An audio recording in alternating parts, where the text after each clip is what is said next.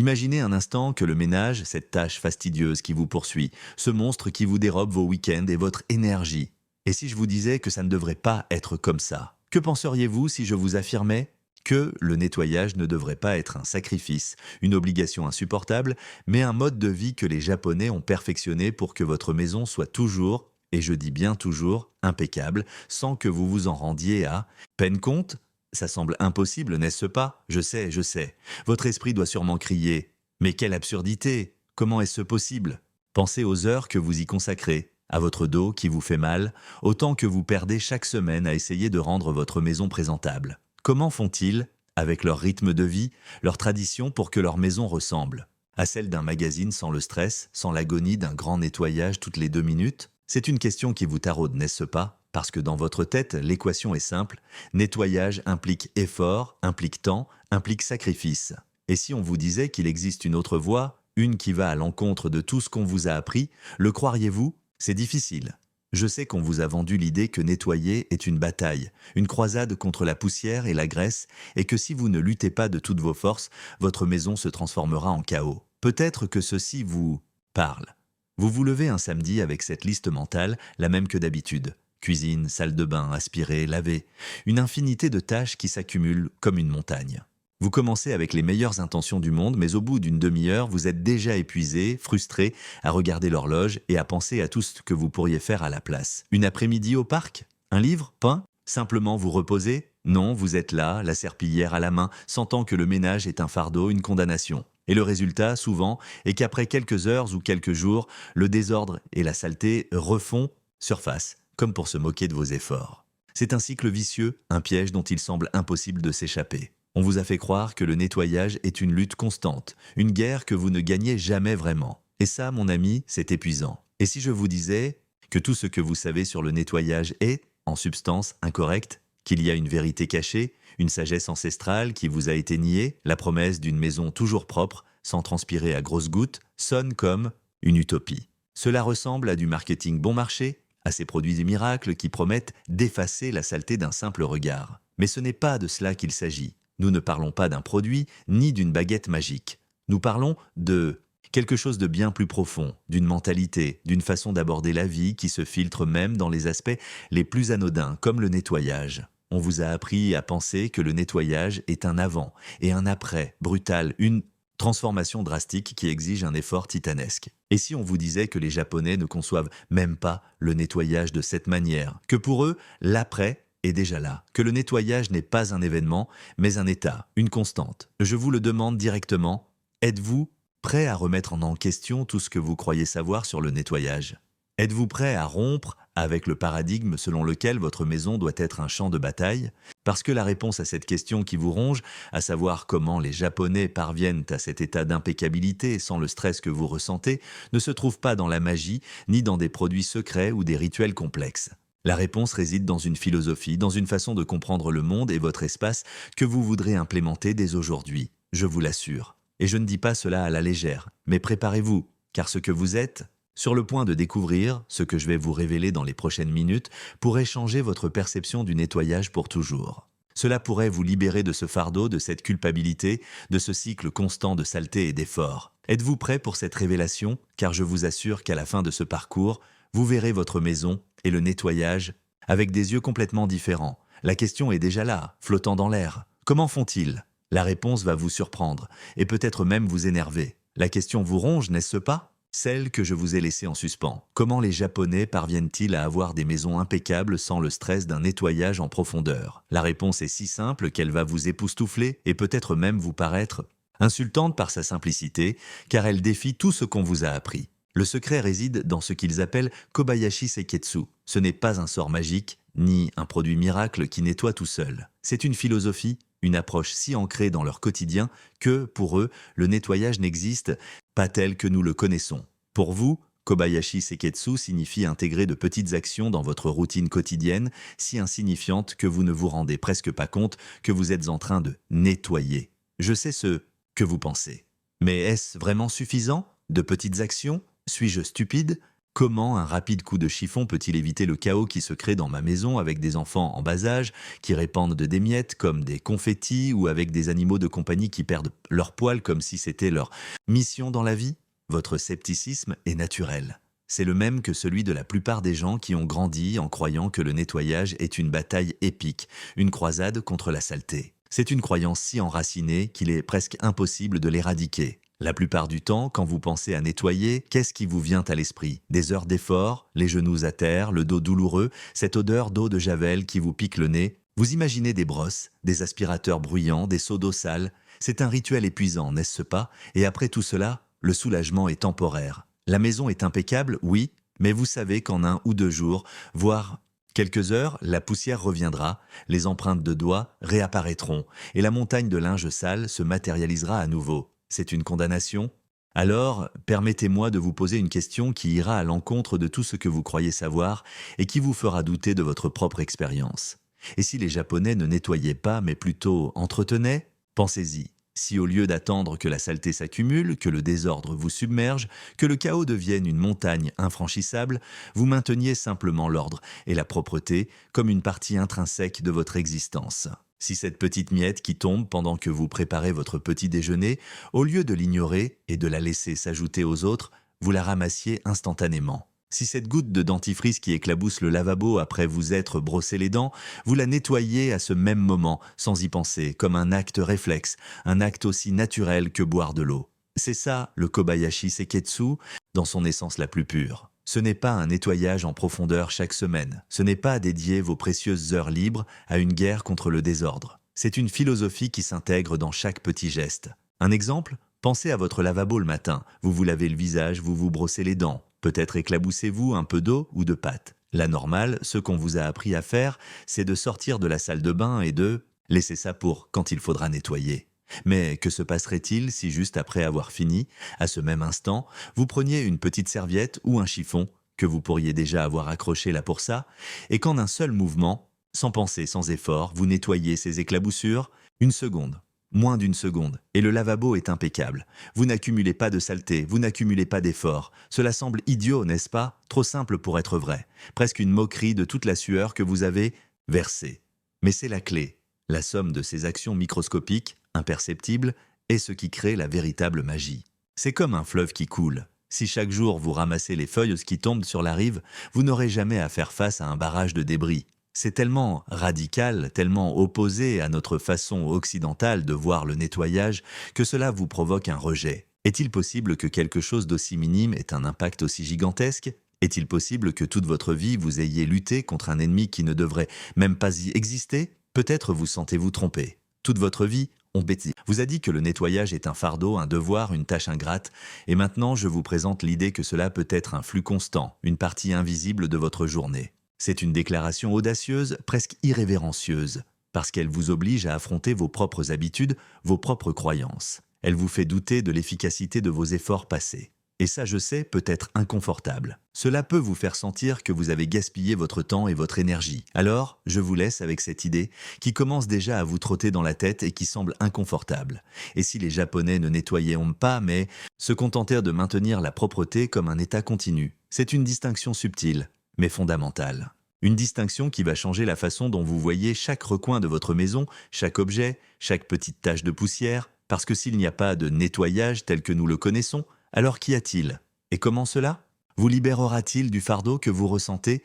Le doute vous ronge, n'est-ce pas? Cette question inconfortable. Les Japonais ne nettoient-ils pas mais se contentent-ils de maintenir? Et la réponse à cette question qui vous taraude, qui vous défie, est un oui retentissant. L'entretien est la clé, non pas comme une tâche supplémentaire mais comme un principe de vie. Ce n'est pas quelque chose qui s'ajoute à votre liste de choses à faire, c'est quelque chose qui s'intègre à votre façon d'être, à votre relation avec votre espace. Pour eux, c'est aussi fondamental que respirer. Et c'est là que je vais vous introduire un concept qui va vous époustoufler, car il vient d'un endroit que vous n'associeriez jamais à un chiffon et un balai. Préparez-vous, car nous allons parler de shuhari. Shuhari, je sais ce que vous pensez. Cela ressemble à un art martial, à une philosophie zen, à quelque chose de très éloigné de votre cuisine en désordre ou de votre salle de bain avec des traces de dentifrice. Et vous avez raison, shuhari est un principe traditionnellement appliqué dans les arts martiaux japonais. La calligraphie, la cérémonie du thé, dans toute discipline où l'on recherche la maîtrise. Il se traduit par apprendre, briser, transcender. Shu signifie obéir ou protéger. C'est l'étape où vous apprenez les règles, les formes, les techniques de base, comme un étudiant qui imite son maître sans remettre en question, juste en absorbant. Pour le nettoyage, ce serait l'apprentissage de ces petites actions constantes, ce Kobayashi Seketsu dont je vous parlais plus tôt. Nettoyer le lavabo après utilisation, ranger les choses à leur place immédiatement, ne pas laisser les assiettes s'accumuler. Ce sont les règles d'or que vous devez protéger et appliquer sans hésitation. Vient ensuite Ha, qui signifie se séparer ou briser. Ici, une fois que vous maîtrisez les bases, vous commencez à expérimenter. Vous rompez un peu avec les règles pour comprendre pourquoi elles existent, pour les adapter à votre propre situation. Cela ne signifie pas que vous les ignorez, mais que vous les assouplissez en connaissance de cause. En matière de nettoyage, ce serait lorsque ces petites actions deviennent si automatiques, si ancrées en vous, que vous n'avez plus besoin de vous en souvenir. Vous commencez à trouver vos propres petites astuces, vos propres façons d'intégrer l'ordre dans votre vie de manière plus efficace, sans que cela ne ressemble à un fardeau. C'est comme si la méthode s'adaptait à vous, et non l'inverse. Et d'accord. Enfin, Ri, qui signifie transcender, ou j'ai laissé aller. C'est l'étape de la maîtrise où la technique fait corps avec vous. Vous ne pensez plus aux règles.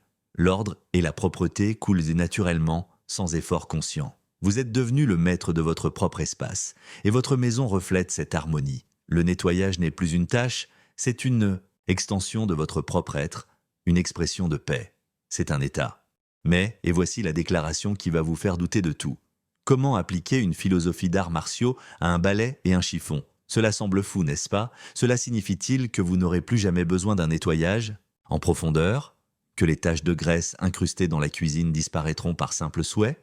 Est-il possible que la saleté disparaisse simplement par magie, par le simple fait de vivre dans cet état de maintenance constante? Votre esprit logique vous crie que non. Il vous dit que c'est une fantaisie, que la saleté est physique, qu'elle nécessite un effort physique pour être éliminée. On vous a programmé à penser que la saleté est un ennemi tenace qui ne cède qu'à la force brute. Et c'est ici que vous faites face à une vérité inconfortable. Vous avez été conditionné à croire que le nettoyage est une grande bataille qui se livre sporadiquement parce que c'est ainsi qu'on vous l'a enseigné. On vous a dit qu'il était normal de laisser la poussière s'accumuler jusqu'à ce qu'elle soit visible, que les assiettes attendent dans l'évier jusqu'à ce qu'il n'en reste plus aucune de propre, que les vêtements s'empilent sur la chaise jusqu'à ce que vous ne puissiez plus vous asseoir.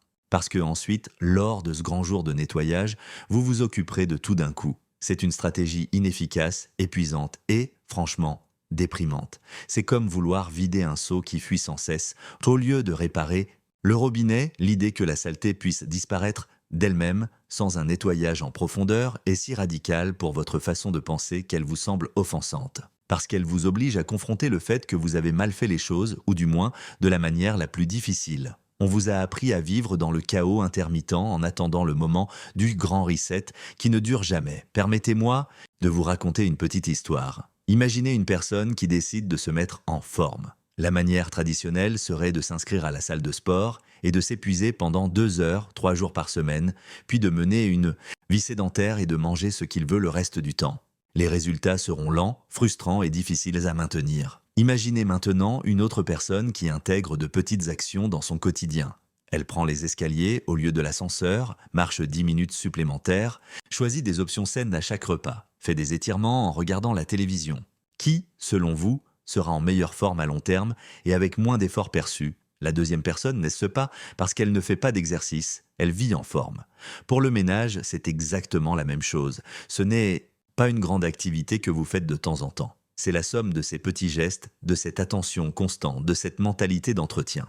Si chaque fois que vous enlevez un t-shirt sale, vous le mettez directement dans la panière à linge sale, pas sur la chaise, si chaque fois que vous finissez de manger, votre assiette va directement au lave-vaisselle, pas dans l'évier pour plus tard. Si chaque fois que vous voyez une poussière, vous l'enlevez instantanément. Si vous appliquez la phase de Shu, vous apprenez ces règles de base. Si vous passez à Ha, vous les adaptez à votre vie. Et si vous atteignez Ri, elles deviennent une extension de vous.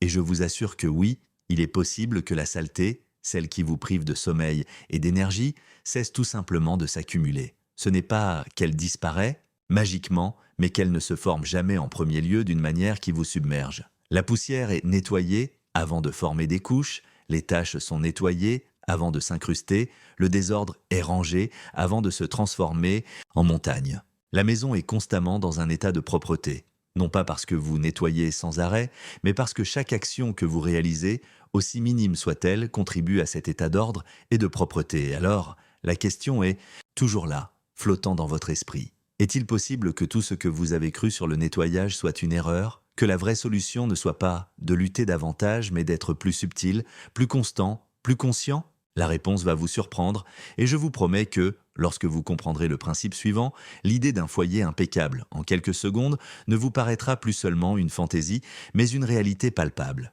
Parce que la saleté, mon ami, ne disparaît pas, elle ne s'accumule tout simplement pas. Et c'est la révélation que je vous prépare. Êtes-vous prêt à la voir? Je vous l'ai promis. Et la vérité est que l'idée que la saleté ne s'accumule tout simplement pas vous semble presque un miracle. Cette incrédulité, cette question intérieure de comment est-ce possible est tout à fait normale. Et la réponse, je vous assure, n'a rien de surnaturel. Il s'agit d'une méthode, un outil qui vient directement du cœur de l'efficacité japonaise, mais que nous allons redéfinir, simplifier pour votre foyer. Je parle de la méthode des 5 S ou 5 S, Seri, Seiton, Seiso, Seiketsu et Shitsuke. À l'origine, ce système a révolutionné la productivité dans les usines et les bureaux, transformant le chaos en un engrenage parfait.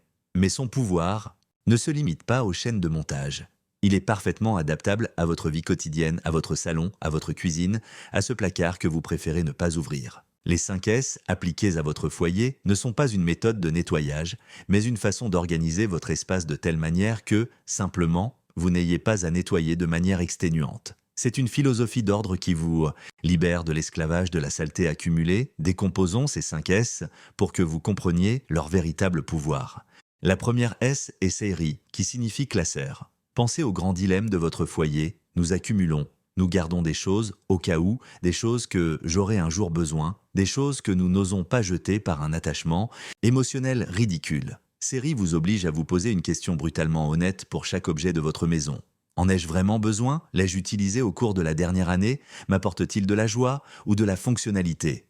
Si la réponse est non, dehors. Et voici la partie controversée. Pensez-vous que vous avez besoin de tout cela? Croyez-vous que ce tas de vieilles revues ou cette vaisselle incomplète vous sont d'une quelconque utilité, au-delà d'accumuler la poussière et d'encombrer? Série est l'art de l'élimination impitoyable, de se débarrasser de ce qui ne sert à rien. C'est dur, je sais, c'est confronter votre propre attachement matériel, votre propre indécision. Mais je vous assure que chaque objet que vous éliminez est un point de poussière en moins à accumuler, un recoin en moins à nettoyer. La deuxième S est de Seiton, qui signifie ranger. Une fois que vous avez classé et que vous n'avez gardé que l'essentiel, Seiton vous met au défi de donner une place à chaque chose. Une place pour chaque chose et chaque chose à sa place. Ce n'est pas seulement une jolie phrase, c'est une stratégie militaire contre le désordre. Pensez à votre cuisine. Combien de fois fouillez-vous les tiroirs à la recherche d'un ustensile? Combien de fois empilez-vous des choses parce qu'elles n'ont pas d'espace défini? Lorsque chaque objet a sa place, non seulement vous le trouvez plus rapidement, mais vous le rangez automatiquement, sans y penser. Seiton élimine la friction du désordre, celle qui vous fait dire « je le rangerai plus tard » et qui génère des montagnes de chaos. La troisième S est Seiso, qui est à nettoyer. C'est ici que la méthode devient encore plus intéressante et vous fait douter. Seiso ne signifie pas nettoyer en profondeur une fois par semaine. Cela signifie inspecter et nettoyer en utilisant ou en finissant d'utiliser quelque chose. Vous avez utilisé la cafetière? Nettoyez-la immédiatement. Vous avez fini de manger? Nettoyez la table, ne laissez pas les miettes. Seiso est le cœur de ce Kobayashi Seiketsu dont nous avons parlé. C'est le nettoyage intégré, celui que vous faites en quelques secondes qui empêche la saleté de se consolider. C'est un acte de respect envers votre espace et envers vous-même.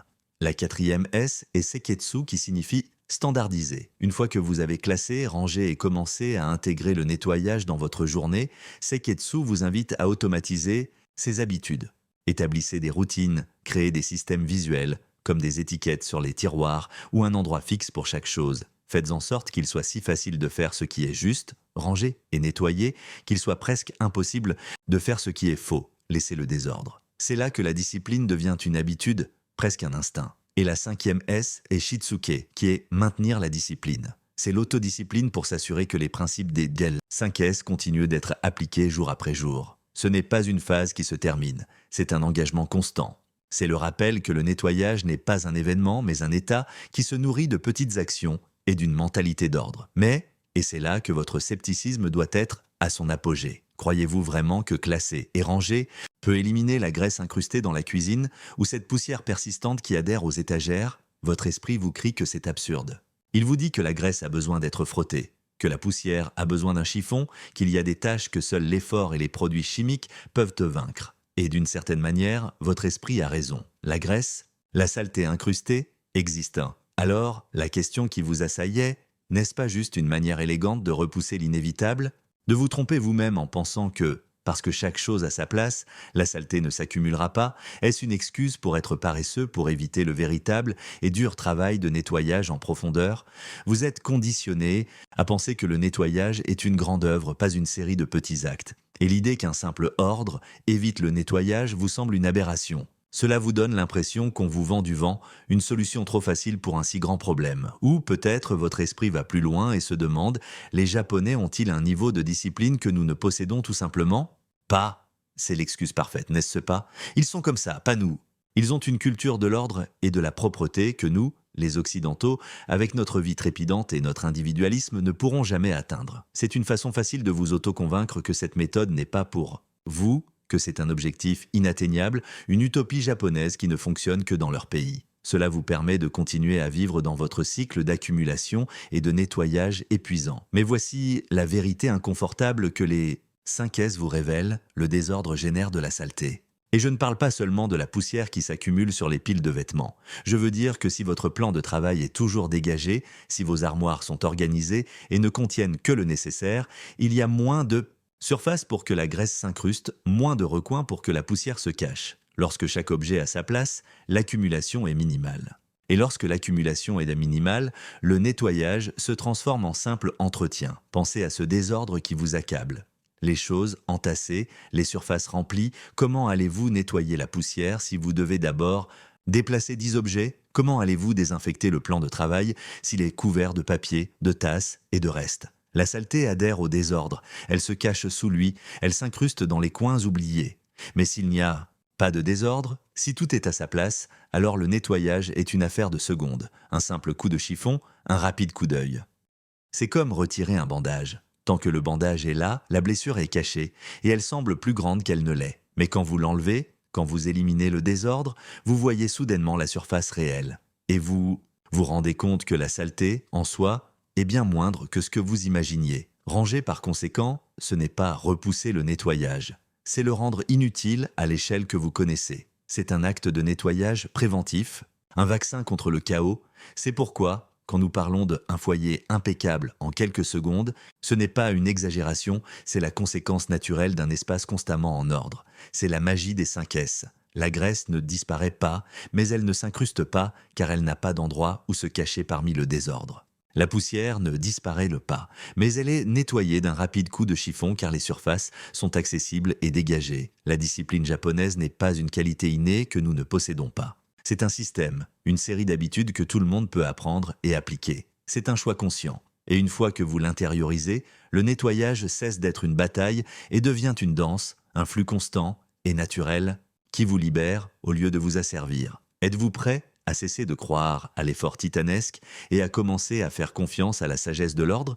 Cette question est toujours là, n'est-ce pas? Cette écharde plantée, les Japonais ont-ils un niveau de discipline que nous, les communs des mortels, ne possédons tout simplement pas? Permettez-moi de démentir cette idée tout de suite, car c'est une excuse, une barrière mentale, que vous vous êtes auto-imposée pour ne pas changer. La discipline japonaise n'est pas inaccessible, ce n'est pas un don de naissance. C'est une habitude cultivée et elle se nourrit d'une façon de voir le monde que vous pouvez également adopter. Et je vais vous montrer comment, à travers quelque chose qui vous semblera contradictoire, le nettoyage mindfulness, ou ce qu'ils appellent osoji, mais adapté à votre quotidien. Osoji, traditionnellement, est le grand nettoyage de fin d'année Senden au Japon, un rituel profond pour purifier l'espace et accueillir la nouvelle année avec un esprit clair.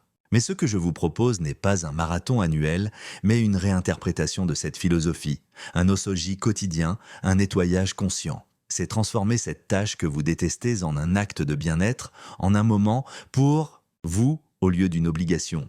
Je sais que ça sonne comme une blague. Transformer le nettoyage en bien-être, méditer en lavant, votre esprit doit déjà crier « Mais qui a le temps de méditer en nettoyant ?»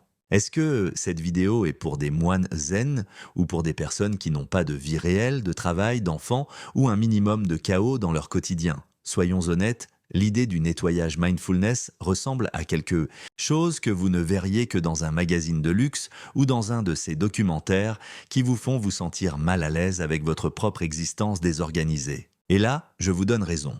La façon dont nous l'avons comprise jusqu'à présent est incompatible avec une vie normale. On nous a vendu le mindfulness comme s'asseoir en silence, les jambes croisées et ne penser à rien. Et le nettoyage comme un acte frénétique pour en finir le plus vite possible. Comment diable ces deux choses s'accordent-elles? C'est une provocation, je sais, et puis il y a l'autre partie de l'objection, celle qui vous ronge de l'intérieur. Est-ce que cela signifie que votre maison doit être immaculée 24 heures sur 24, 7 jours sur 7, que chaque grain de poussière, chaque pli sur le coussin est un échec personnel? La perfection est-elle un standard atteignable pour vous, pour moi, pour le citoyen lambda qui travaille, a des responsabilités et, honnêtement, veut parfois juste s'asseoir sur le canapé sans se sentir coupable du désordre qui l'entoure? Ou est-ce juste une chimère, une fantaisie inaccessible qui ne sert qu'à nous faire sentir encore plus mal à propos de nos maisons et de nous-mêmes? C'est une question juste car la société nous a programmés à rechercher cette image de perfection immaculée que nous voyons sur les réseaux sociaux, dans les magazines, et cela nous fait sentir que, si notre maison n'est pas une exposition de design, nous échouons. Et le nettoyage, dans ce contexte, devient une torture dans la recherche de quelque chose d'inaccessible. Mais permettez-moi de vous éclaircir un point crucial. Le nettoyage mindfulness ne consiste pas à rechercher la perfection. Il ne s'agit pas d'avoir un foyer d'exposition 24 heures sur 24. C'est épuisant et honnêtement, c'est une fantaisie. Il s'agit de se connecter à l'acte de nettoyer, d'être présent, de ne pas voir le nettoyage comme une tâche à expédier rapidement, mais comme un moment pour soi. Comment faire cela? Écoutez, vous n'avez pas besoin d'allumer de l'encens et de vous asseoir pour méditer avant de récurer. C'est beaucoup plus simple et beaucoup plus profond. Quand vous lavez une assiette, sentez l'eau, sentez l'éponge, faites attention à l'acte de nettoyer, à la façon dont la graisse se dissout, à la façon dont l'assiette devient lisse sous vos doigts. Quand vous passez l'aspirateur, ne pensez pas à la liste de courses ou à ce que vous allez manger ce soir. Pensez au mouvement, au son de la machine, à la façon dont la poussière disparaît. Transformez ce moment en quelque chose d'intentionnel, pas en quelque chose que vous faites automatiquement pendant que votre esprit divague dans 1000 préoccupations. Je vais vous raconter une petite anecdote personnelle. Il y a quelques années, j'étais la personne la plus chaotique que vous connaissiez. Ma maison était le reflet de mon esprit. Désordre partout, nettoyage en profondeur une fois par mois si j'avais de la chance, et toujours avec la sensation de courir contre la montre. Je détestais nettoyer. Je le voyais comme une perte de temps, une condamnation. Un jour, après une journée particulièrement stressante, je suis rentré chez moi avec une anxiété qui me dévorait. Je devais nettoyer les assiettes, une pile énorme. Au lieu d'allumer la télévision ou de me plaindre mentalement, j'ai décidé d'essayer quelque chose de différent, juste par curiosité. J'ai commencé à laver une assiette. Je me suis concentré sur la chaleur de l'eau, sur le frottement de l'éponge contre la céramique, sur l'odeur du savon. Je ne pensais pas à la prochaine assiette, ni au travail, ni à ce que je devais faire le lendemain. J'étais juste là, à ce moment-là, avec cette assiette. Et puis avec la suivante. Et la suivante. Ce ne fut pas une illumination soudaine, mais à mesure que les assiettes s'empilaient, propres, sur l'égouttoir, j'ai ressenti quelque chose. Une petite paix. L'anxiété n'a pas complètement disparu, mais elle a diminué. Mon esprit, qui avait couru comme un train sans frein, a ralenti. Ce fut un moment, juste un moment, de connexion avec l'acte de nettoyer. Ce n'était pas seulement une assiette, c'était un instant de calme au milieu du chaos. Et je me suis rendu compte que, lorsque vous portez une attention particulière à une tâche aussi banale, vous cessez de la voir comme une punition et vous la transformez en une opportunité d'être présent, de vous reconnecter avec vous-même. Ainsi, non, le nettoyage en pleine conscience n'est pas destiné à transformer votre maison en salle de musée 24 heures sur 24. Il vise à ce que vous, l'habitant de ce foyer, trouviez un moment de calme, un but, au milieu des tâches quotidiennes. Il s'agit de passer du nettoyage par obligation au nettoyage pour le bien-être, de transformer la tâche en un rituel personnel, une façon d'honorer votre espace et, par extension, votre propre paix intérieure. C'est une façon de vous dire « je suis là, à ce moment », en prenant soin de mon environnement. La perfection n'est pas l'objectif. L'objectif est la cohérence et la conscience. Ces petites actions constantes dont nous avons parlé deviennent beaucoup plus faciles et même agréables lorsque vous leur appliquez une touche de pleine conscience. Ce n'est plus une lutte contre le temps ou la saleté. C'est une danse avec votre environnement. Et dans cette danse, la maison reste propre presque toute seule, non pas par une discipline rigide et militaire, mais par un choix conscient et un acte d'auto-soin. La question que vous devez vous poser maintenant est la suivante. Êtes-vous prêt à essayer? Êtes-vous prêt à transformer votre perception du nettoyage d'un fardeau à une source de paix? Parce que la prochaine étape va vous montrer le véritable coût de ne pas le faire. Cette question est toujours là, n'est-ce pas? Celle qui vous a laissé un peu mal à l'aise? La perfection est-elle un standard atteignable pour votre foyer ou seulement une chimère pour le citoyen lambda? Permettez-moi d'être brutalement honnête avec vous. La perfection, cette image de magazine immaculée 24 heures sur 24, est une chimère. C'est un objectif inatteignable qui ne mène qu'à la frustration et à la culpabilité. Mais voici la clé, il ne s'agit pas de perfection, mais d'optimisation et d'éviter le gaspillage. Et c'est là que je vais vous introduire un concept japonais qui va vous faire voir le nettoyage et peut-être même toute votre vie, d'une manière complètement différente. Je parle du motainei. Motainei, vous n'en avez probablement jamais entendu parler. Ce n'est pas une technique de nettoyage, ce n'est pas un produit. C'est une philosophie, un sentiment profond de peine pour le gaspillage. C'est le regret de la perte de quelque chose de précieux sans l'avoir utilisé à son plein potentiel. On l'utilise pour la nourriture que l'on jette, pour les vêtements que l'on ne porte pas, pour les ressources naturelles que l'on épuise. Mais que se passerait-il si nous appliquions ce même principe, ce sentiment de peine pour le gaspillage, à quelque chose d'aussi intangible que votre énergie et votre temps en relation avec le nettoyage? Je sais que cela peut vous sembler absurde. Du gaspillage en nettoyant? Mais pensez-y. Pensez à toutes ces heures que vous avez consacrées, cette sueur, cette frustration. C'est du temps que vous auriez pu employer à quelque chose que vous aimez vraiment, à être avec vos proches, à poursuivre un rêve ou simplement à vous reposer. C'est une énergie mentale et physique qui s'épuise dans une tâche qui, si vous l'abordez différemment, pourrait être réduite à une expression minimale. Et voici la déclaration qui va vous rendre mal à l'aise, voire en colère, car elle touche directement le cœur de votre expérience. Mais si nous appliquons le motenei au nettoyage, cela signifie-t-il que nous avons gaspillé des heures, peut-être des jours entiers de notre vie, dans un cycle sans fin de désordre et de nettoyage intensif? C'est la question qui vous frappe, n'est-ce pas? L'idée que tout cet effort, tout ce sacrifice, ait été en grande partie inutile. Que vous ayez tourné dans une roue de hamster, convaincu que c'était la seule façon de maintenir votre foyer, alors qu'il existait un chemin beaucoup plus efficace et moins épuisant. La plupart d'entre nous ont été éduqués sous la croyance que le nettoyage est une tâche cyclique, désordre, accumulation, nettoyage en profondeur et on recommence. C'est une montagne russe émotionnelle. Le stress du chaos, l'épuisement du nettoyage, la satisfaction éphémère de l'ordre et l'inévitable retombée dans le désordre. Mais, et si je vous disais que ce cycle est, en soi, un gigantesque gaspillage de votre ressource la plus précieuse? Votre temps et votre énergie vitale, pensez-y. Quand vous laissez le désordre s'accumuler, vous n'accumulez pas seulement des objets, mais aussi des tâches en attente, des décisions à prendre et une charge mentale invisible qui vous épuise. Chaque objet déplacé est une petite source de stress. Chaque surface poussiéreuse est un rappel d'une tâche reportée. Et quand vous décidez enfin de nettoyer à fond, vous ne nettoyez pas seulement la saleté, mais aussi l'accumulation de désordre, de décisions non prises, d'énergie stagnante. C'est un nettoyage choc, une intervention d'urgence, parce que vous avez laissé le problème prendre des proportions ingérables. Alors, la question clé, celle que je vous invite à vous poser honnêtement, est: quel est le véritable coût de notre façon actuelle de nettoyer? Je ne parle pas de l'argent que vous dépensez en produits de nettoyage, ce qui est aussi un gaspillage si vous ne les utilisez pas efficacement. Je parle de quelque chose de beaucoup plus profond et précieux. Je parle de votre santé mentale. Le stress constant de vivre dans un environnement désordonné, la culpabilité de ne pas avoir une maison parfaite, l'anxiété à l'arrivée de visites inattendues, c'est une facture invisible mais très réelle que vous payez quotidiennement. Je parle de votre santé physique. Des heures penchées, à porter des seaux, à respirer des produits chimiques, à forcer votre corps de manière non naturelle. Combien de fois avez-vous terminé une journée de nettoyage épuisée, avec des douleurs, sans énergie pour rien d'autre? C'est le prix physique que vous payez pour procrastiner, pour accumuler, et, bien sûr, je parle de votre temps.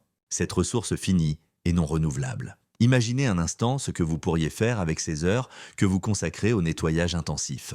Apprendre une nouvelle langue, les dédier à vos enfants, faire de l'exercice, lire ce livre. Qui vous attend depuis des mois? Chaque minute que vous investissez dans un nettoyage excessif, parce que vous n'avez pas entretenu votre espace, est une minute que vous volez à votre vie, à votre bien-être, à vos rêves. C'est un sacrifice que vous ne devriez pas avoir à faire. Et voici la conclusion, le chiffre qui va vous glacer le sang. Si nous analysons le nettoyage d'un foyer moyen, avec toutes ces journées de nettoyage en profondeur que nous nous imposons, les passages rapides, les week-ends dédiés au rangement, la plupart d'entre nous, sans nous en rendre compte, consacrent un temps alarmant. Pour vous donner une idée, si nous additionnons toutes les heures qu'une personne consacre au nettoyage au cours d'une année, entre le nettoyage quotidien, hebdomadaire, mensuel et occasionnel, le chiffre peut s'élever à plus de 350 heures annuelles. Oui, vous avez bien entendu, 350 heures ou plus. C'est l'équivalent de près de 2 semaines complètes de travail dédiées uniquement et exclusivement au nettoyage. 2 semaines de votre vie, chaque année pendant lesquelles vous pourriez voyager, apprendre, vivre des expériences ou simplement vous reposer. Et la partie la plus douloureuse est qu'une grande partie de ce temps, si vous appliquiez la philosophie japonaise du motenai à votre foyer, vous auriez pu l'éviter. Vous auriez pu l'investir en vous, dans ce qui compte vraiment pour vous. C'est le véritable coût de notre façon traditionnelle de nettoyer, le gaspillage de votre propre vie. C'est le regret de ces heures qui ne reviendront pas, de cette énergie qui s'est épuisée dans une bataille qui n'était pas nécessaire. Alors, la question que je vous laisse maintenant n'est pas de savoir si la perfection est possible, mais si vous êtes prêt à continuer à payer le coût très élevé de votre façon actuelle de nettoyer. Êtes-vous prêt à récupérer ces heures, cette énergie, cette paix mentale? Parce que si la réponse est oui, la prochaine étape vous montrera comment. Chapitre 7. La transformation finale et le nouveau paradigme.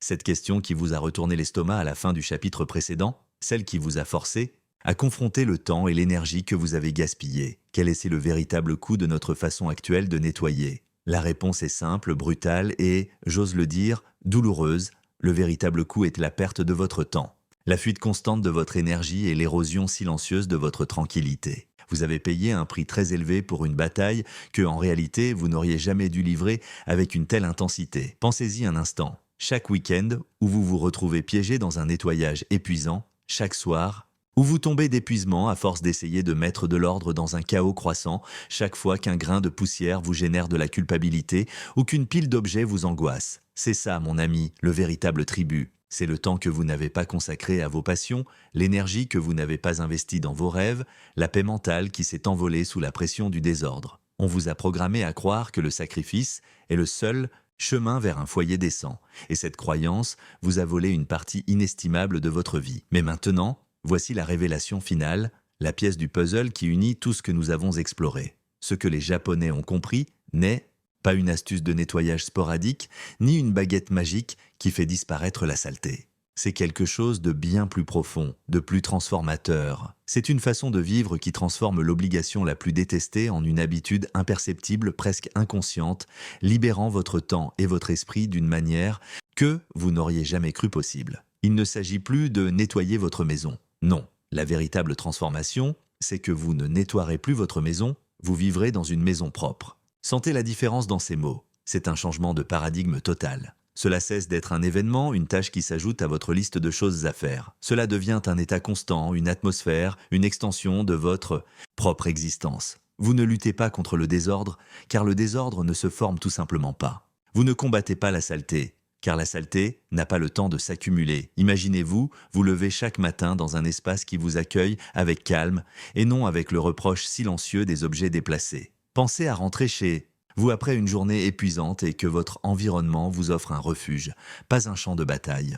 Ce n'est pas une fantaisie, c'est la réalité que vous propose la sagesse japonaise, une réalité basée sur des principes si simples que votre esprit, habitué à la complexité, a du mal à les accepter. Nous avons dévoilé le Kobayashi Seiketsu, cette intégration de petites actions si insignifiantes que vous ne vous rendez presque pas compte que vous les faites, mais qui représentent une montagne d'ordre et de propreté. Nous avons exploré le Shuhari, cette philosophie de maîtrise qui vous permet de passer de la simple application des règles à un ordre qui devient un flux naturel, une extension de votre être. Nous avons adapté les 5 S et 5 S, non pas comme une technique d'usine, mais comme un outil pour éliminer le désordre à la racine, rendant le nettoyage exhaustif superflu. Et nous avons parlé du nettoyage mindfulness, de la façon de transformer un acte banal en un moment de présence, de connexion, de bien-être, en vous débarrassant de l'idée de la perfection pour embrasser la conscience.